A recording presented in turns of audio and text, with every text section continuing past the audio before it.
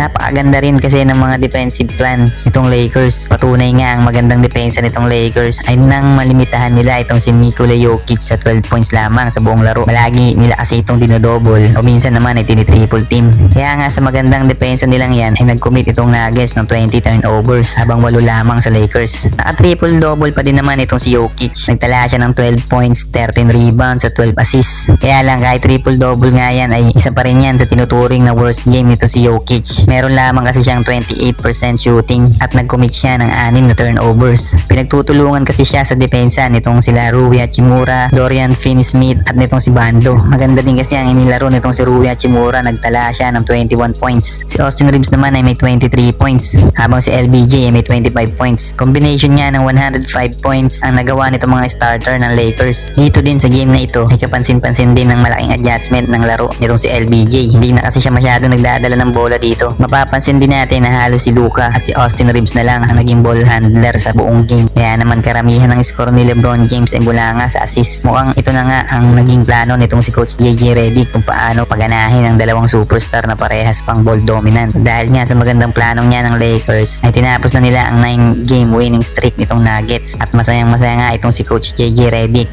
dahil mukhang nagbubunga na nga ang kanyang pinaghihirapan. Anong masasabi niyo tungkol dito?